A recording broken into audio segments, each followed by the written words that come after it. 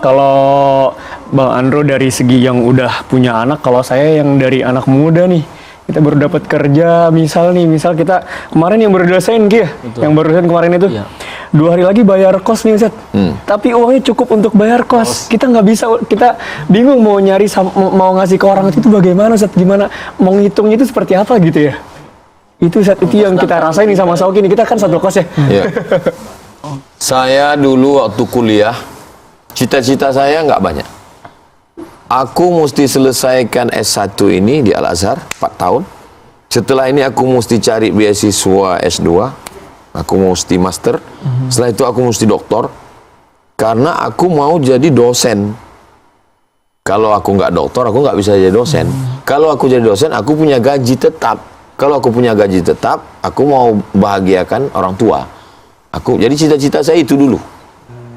Nah, jadi dari awal itu memang sudah begitu set pikiran saya, mau bawa umroh, mau ke Baitullah, mau ini. Tapi tidak semudah yang kita bayangkan. Mesti tertatih dulu, merangkak dulu, berdarah-darah dulu. Dan saya kasih tahu, saya memang belum ada uang banyak. Jadi bertahap juga. Bukan ujuk-ujuk langsung kun fayakun. Uang jatuh, enggak begitu. Ada prosesnya. Jadi kalau ada orang punya pendapatan 1 miliar, lalu kemudian dia beri orang tuanya 1 juta. Ada orang yang gajinya 5 juta, dia beri orang tuanya 1 juta. Nominalnya kan sama-sama 1 juta.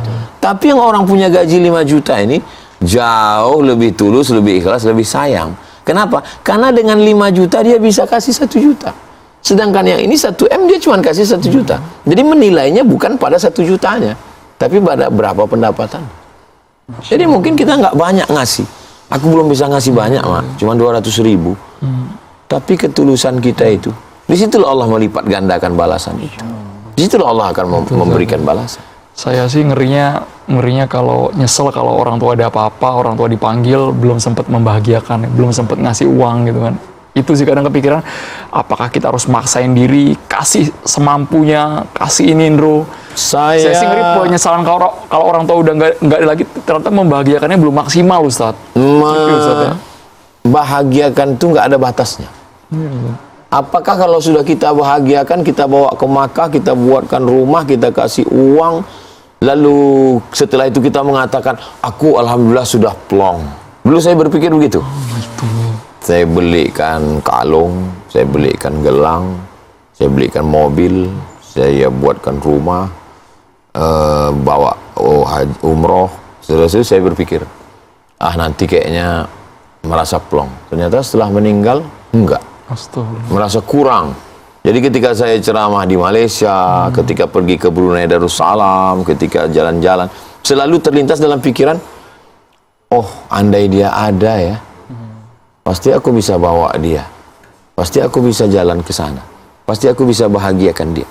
Jadi kita tidak akan pernah bisa mencapai titik maksimal. Kita selalu merasa kurang. Dan ketika kita merasa kurang, itulah kita menutupi kekurangan itu dengan doa. Disitulah nanti kita akan baca Quran, baca Yasin, Allahumma firlahu, Allahumma firlaha, kita akan sedekah. Kenapa? Karena kita merasa kurang, nggak pernah kita bisa membalasnya. Makanya bunyi kalimatnya dalam Quran itu, wa qada rabbuka alla ta'budu illa iyyahu wa bil walidaini ihsana. Ihsan itu artinya membalas lebih dari sewajarnya. Ya, Bang Ihsan. Tadi kan saya bilang kalau saya itu karena saya ada tanggungan mama sama adik-adik. Sedangkan bapak kan pisah. Jadi saya itu jarang untuk memberikan ke bapak gitu dibanding mama, lebih sering ke mama sama adik-adik. Itu apakah saya berdosa Ustaz? Karena saya lebih utamakan mama dibanding bapak sama adik-adik gitu. Jadi definisi adil itu Bang Ihsan bukan 100 itu bukan adil. Jadi kalau untuk anak SD ya 10.000, anak SMP 100, anak kuliah dia perlu laptop karena dia nulis skripsi gitu. Jadi definisi adil itu sesuai dengan kebutuhan. Jadi ibu mungkin lebih banyak karena adik-adik dengan dia. Bapak mungkin ya sesuai dengan apa kebutuhan dia. Oh, kebutuhan bapak lebih banyak. Tapi bapak ada pemasukan, ada income lain. Nah, itu. Jadi definisi adil itu tidak mesti angka nominalnya sama.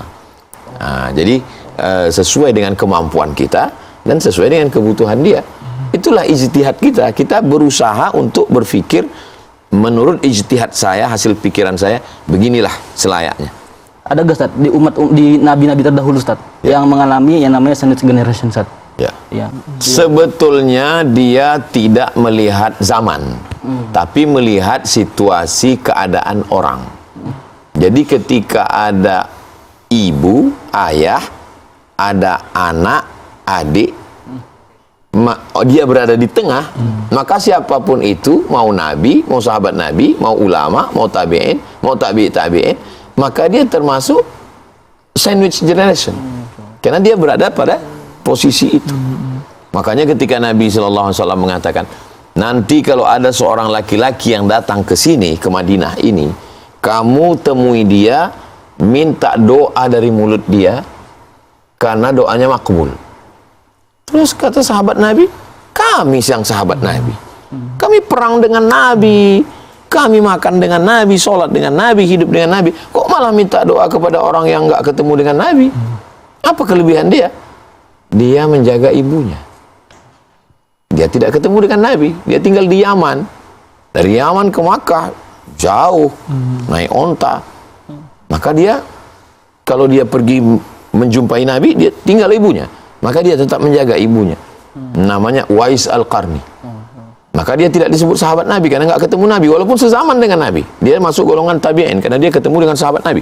Setelah Nabi meninggal, baru dia datang ke kota Makkah, Madinah. Ternyata dia menggendong ibunya melaksanakan haji. Jadi kelebihan dia bukan karena dia bersama dengan Nabi, tapi dia mengamalkan pesan Nabi walaupun tidak ketemu dengan Nabi.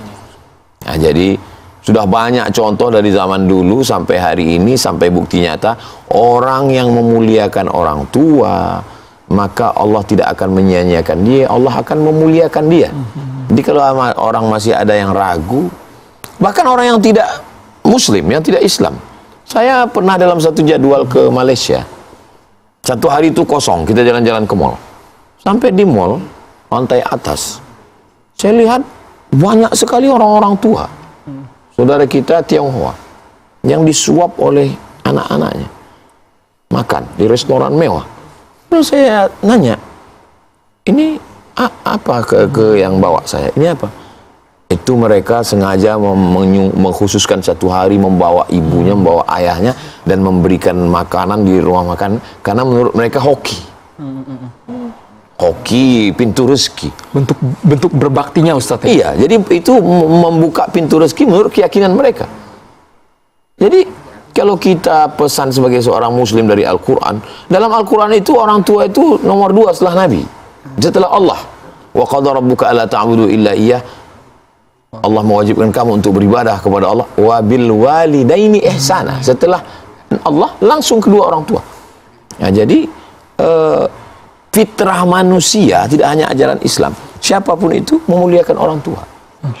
Dan kalau dengan keyakinan mereka bahwa ini akan mendatangkan hoki, keberuntungan, kalau bahasa kitanya keberkahan, dan buktinya terbukti rezekinya melimpah.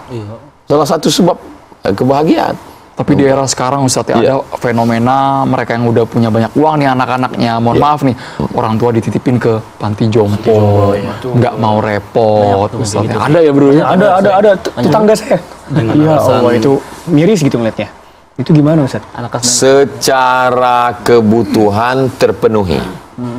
Bangun pagi dikasih kain, kalau dia mohon maaf pakai pampersnya digantikan. Kemudian bajunya dimandikan, disuapin, makan. Iya, tapi ada satu yang dia tidak dapat. Kasih sayang. Oh, itu perawatnya baik-baik kok Ustadz menjaga dia. Betul. Tapi kasih sayang dari seorang anak beda dong. Nah, itu jadi memang perlakuan orang Barat beda. Barat ini dia nggak terlalu memikirkan perasaan. Ya, hari ibu kasih bunga setangkai cukup. Nggak usah. Tapi bagi kita, bagaimanapun kalau bisa, ya orang tua kita jaga dengan baik. Apa yang kita lakukan pada orang tua kita, itu yang akan dilakukan anak kita nanti. Jadi silakan mau buat apapun sekarang untuk orang tua, tapi ingat 20 tahun lagi, 30 tahun lagi itu yang akan dilakukan anak kita untuk kita. Ngeri karma ya Ustadz ya. Ya. Kalau ada mindset gini Ustadz ya, nanti kalau jadi orang tua jangan pernah mengatakan anak itu adalah alat investasi.